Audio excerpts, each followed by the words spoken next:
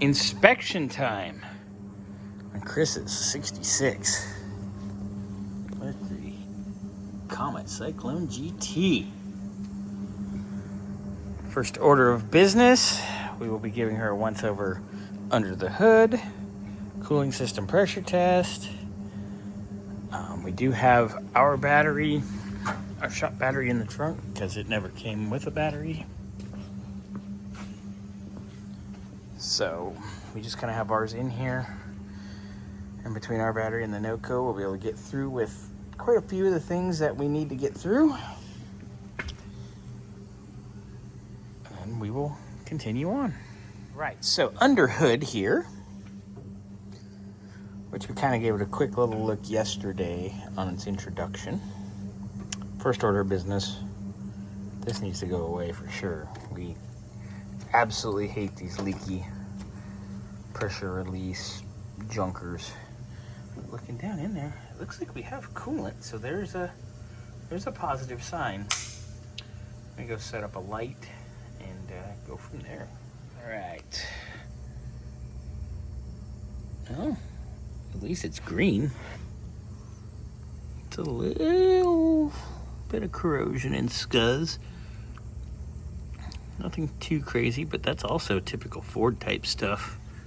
Fords always like to leave schmutz. We talked about the fan and the fan shroud. Like, the shroud's too big this way, the fan's in too far. You usually, with a mechanical fan, you want to be 50-50. So you see this corner here, that you want in line with the edge. For the most part, you know, we can nitpick. People like to argue it, but whatever, it's not a big deal. Like we said yesterday, it's got a Holley vacuum secondary double pumper and a Performer RPM Edelbrock manifold. Not too shabby. Silicone job is atrocious, and of course it's leaking oil. Valve covers are leaking. Basically, if it's on the motor, it's probably leaking. So that's gonna be fun. Before we get too crazy, we will do compression test. Oh my god! All right, you can definitely tell the valve cover is leaking there because they are oil soaked. You can see here that exhaust gasket is leaking. Wow, lovely. All the fun stuff.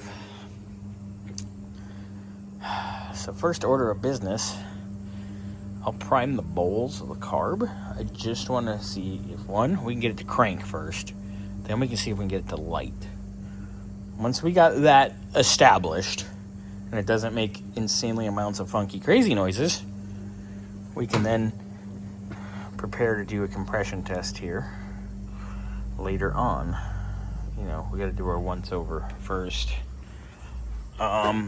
Real quick here, that's a later style GM type prop valve, proportioning valve, but it still has the Ford distribution block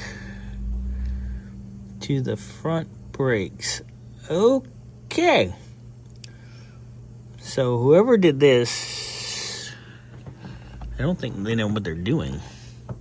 There's all kinds of intriguing stuff, and this is an aftermarket kit, and holy moly does that barely fit.